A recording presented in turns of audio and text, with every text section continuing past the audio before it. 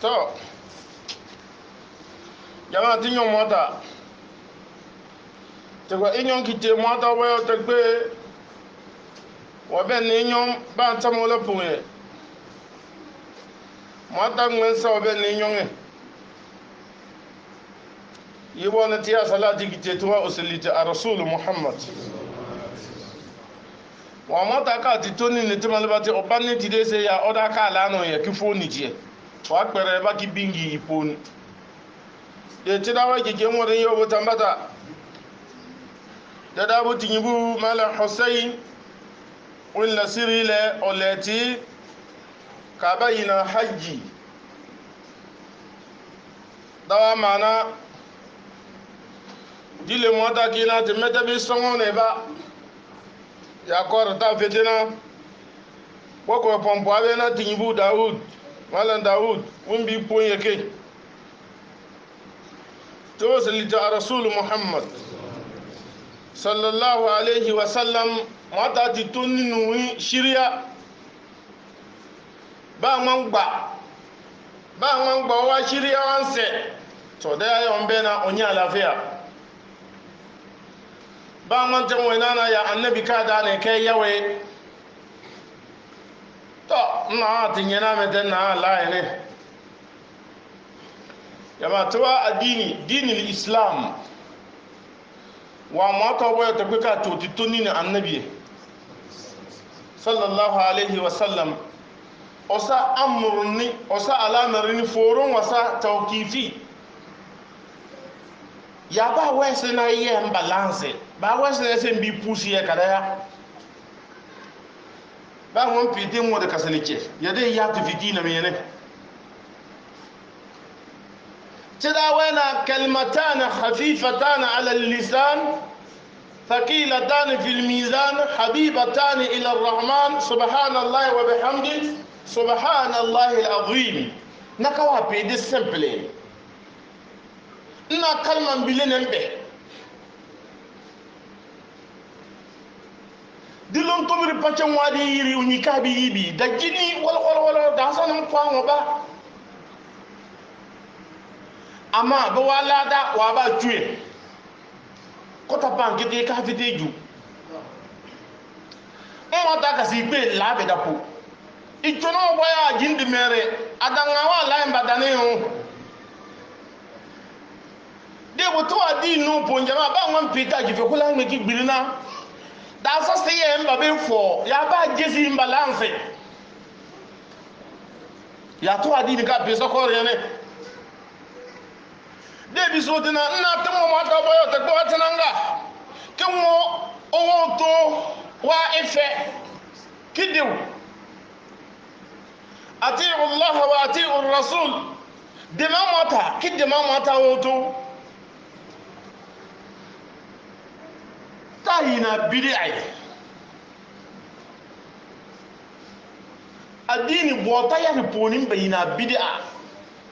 bota wa da yare ponin bayina bid'a ko muamalat poni to duniya wa shani pon na ya da kare ko na ande bi ka jo folo ka ji folo o da sa yimba we ka sa bota ande bi ka jo cheche wo de zin de bi cho ka sa bota wa ko mata ai jona ke tokiti sinatan mu ga be we mata wanda wuna ya mata ka lamba we sina teu yi de kana to aduni ya sha ni boni esa ka la na gbai ko sana la na je ka kama si je ka esa ka ji da ka tena ne bi gaji ba wa sana libo za haramu ka sa haramu mata le ke we de ken sana mata wa bota yar boni ya we manja ka we na din na mbala na be yame yimba bara inste ba we na se ya ye to de mo ma da kasle jaga ke patu zoji debo tema le batenente mo ta butini ta mo mo boni ujeda ji wa di to kite aji ngame ezen to ka yelen ke we na agbaji mi ujisi ti we wa di to den wo bu mata ubu wa bota yara ne kaba man kawye de o wana haji sawe wa ta malbata wa rukuni ubane de do kwara de bane nwo wana le ufeteli mmaji eso nabi fete ma bare se kiyama yesu polo konta bi na na ba jimi bi to haji mata ka bare sa jibo kiyama mata ka bare sa jibo kiyama wate na sadawa jimi la yukallifu allah nafsan illa wusaha tidde ma annabi ketinya lafiya don bisotina le al mar'u ma man ahabba unyinu wa wallahi ne ba tamulla insiringi ba tamulla benka mtada ka watana yawma la yukhzi Allahu an-nabiyya walladhina amanu ma'a na ba dar mota ka da biji ande bi te kiyama dare ne ba mete de udia mota ka tonuye de mete wona biji be fe de isa wa mwansi ya dini bonu ka kelana bi de isa wa milene isa sa yamba asa ka bar sa yamba tin ka bi chane se ti jangara wa be ko ga zi bonda jugunziye na tin de isa wa meleke chamwata de bo haji wadi to ande bi yade mota njim kiminu unta kaya wa beta lano to tisila ande bo ala tantere sheye ya mota no to kaye libombi saso alafia tidaka we wona le al hajj ashhurun ma'lumat inna ka haji usen ki boti da ma na da dabo na nsa e gba sole na e po mota wa kudi nye ni to ti ya bota da pe idan ya poni mota ka to la na ifidi na nke be dai dan ne poni oh e kan wa da makola me nke se ne mota ka pe bara se ga obo ameki fina meki pake kike babage ne saka ki jodu fo ne dangbe mi be pase mota ka pake nwa parfum ba amo kasele ni bare ni botu ka ta pa woni te dana edamma shawwal zulqa'da zulhijja edamma oba wi to tiso ese da me na ne muharram wi to tiso wi ne dan yake jiga eda me bacha bi jiga eda ma ponin bagbate mo ata wa kudi ma wa bota yare saudi yaman ya ka kai eda man te ponin ba visa me amada sanen fi na ba no da mo la ponin kicho ba yi fosile be fose amaso do for kasa dese onyiwa cheki idan ya mata ka wena yana mata ke ya de metana na olon chonte debo idan ya mata ba ta pe ka je ni ipon shawwal zulqa'da zulhijja zulqa'da poni da dele shawwal sa wata boni iwi lobe zulhijja mbe ya shawwal no bone o we wi iburi gama edan ya po mata ka bo dilweni nto salita rasul muhammad sallallahu alaihi wasallam mata kaminti na mata ki minni dam zamaniya ne o dan we sa zamane de kana wane we man janki bi minti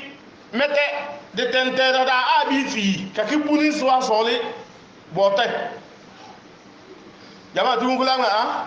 mata wiki minti dam na ndebi wenka minti de tentera da abi shirini kakwa na mata to meso ngisi la ngbade sole na mpan jote so bota wa aje ti kudi so kudi nyene da so kudi mapanya bota ese mande wata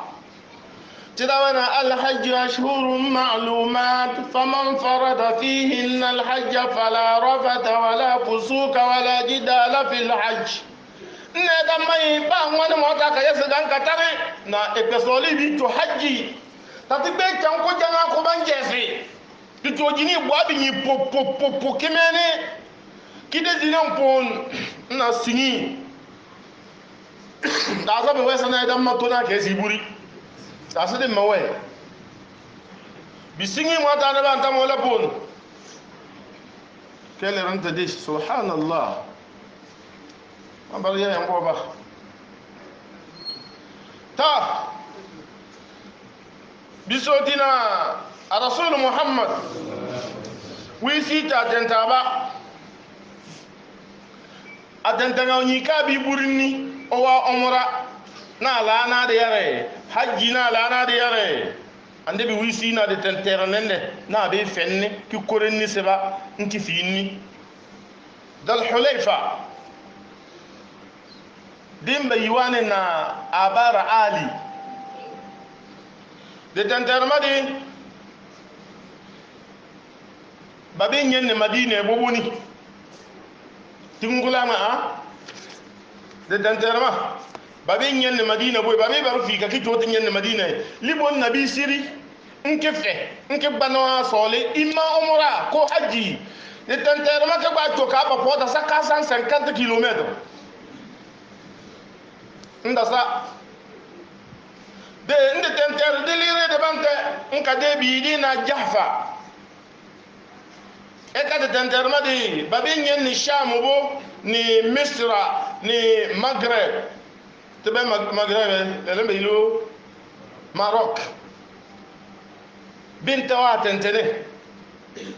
على كل حال اتنتما دبا انزنا ذا الحليفه دبا انزنا جعفة دبا انزنا قرن المنازل يمن تيبي بوبني دينا اتنتما كدي دبا انزنا يلملم اتنتما عندي بين سيني وابي سيني متى ما تاكا لاند تمال باتوا سوجي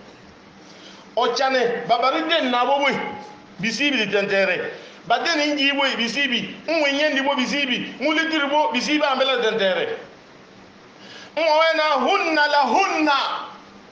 atentenga ma yine baden libo afarande wana ba bi fini ne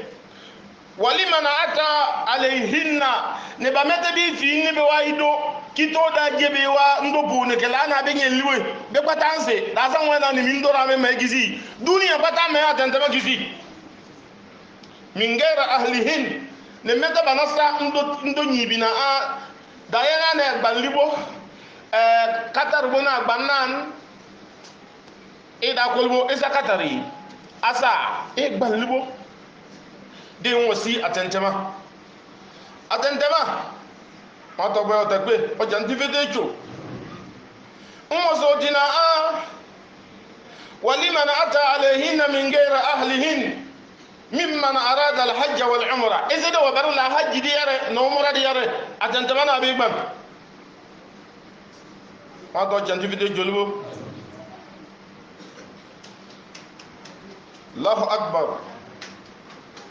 Allahu akbar دكنا أواتنا ومن كان دون ذلك فمن حيث أنشأ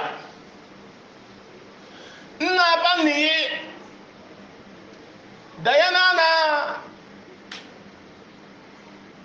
دازنا أمورنا ليا إجي لتبايا إجي ينمورا كبان صلي ndena wani igi de maka boni ngilana ya haji ayata gwara da tantar maka ki jodo bana sole di je da boni a koy di boni abe ba haji we wa sole de ba maka nyiunda sa nwa be ya haji she onye gito libo ke bana sole ya de libo ni jama nkana to atam mete oki be nyangate de tenterma na maka bi sirmete mala Daoud bi so won na ke ama mata ke na mbi yanwa group bon dakpata de A à Z donc to al muslimuna ala shurutihim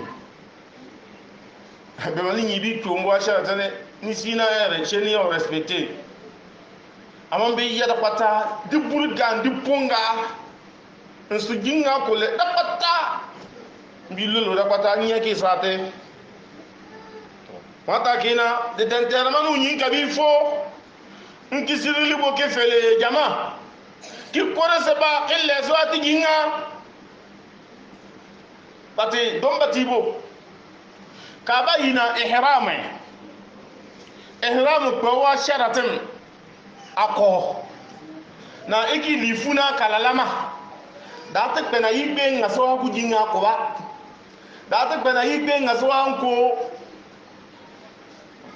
debo ala fu kalalama ke baswaniya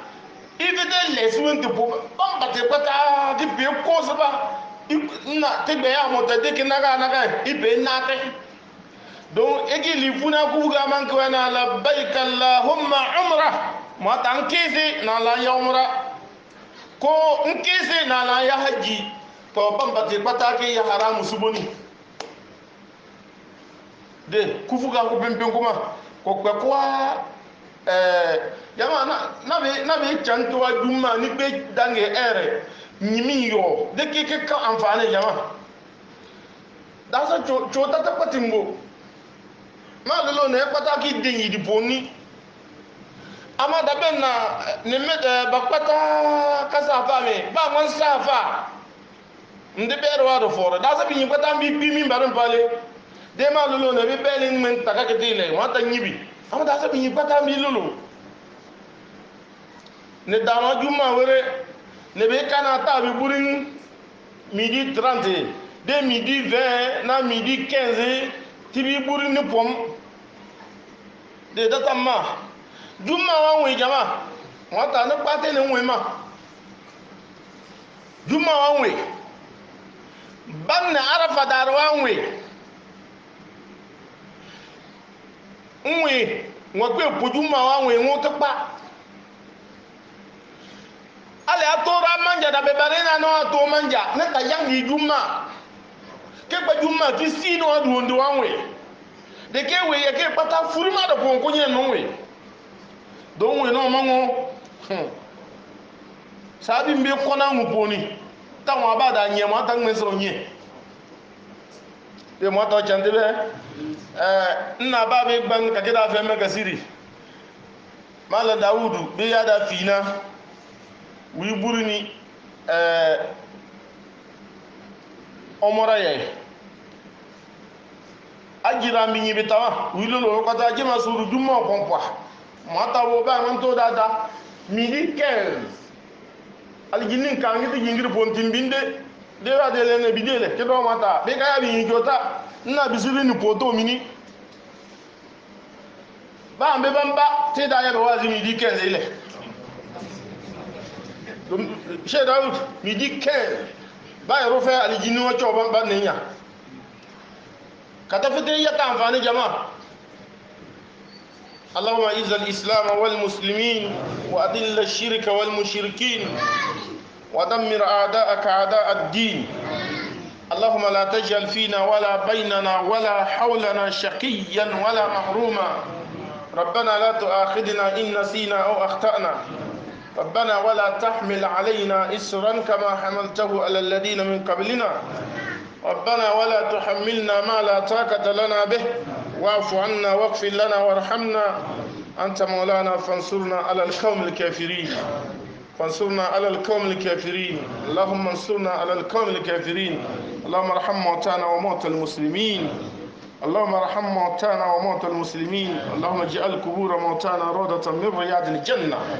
ولا تجعلها حفر من حفر النيران وارحمنا إذا سرنا إلى ما صاروا إليه برحمتك يا أرحم الراحمين جماعة تجيبوا بوته تتو دي ميماتا با مونيو بونو ودي مواتا لينو بيونا إلياس تميسا مواتا وانا جنجي تي فمين بارين باي تميسا واتويته با مونيو بونو ودي لينو واكو كمينتي teme mwata ba la wode mwata lenu kiminti wota ba kana wato de mwata bil lento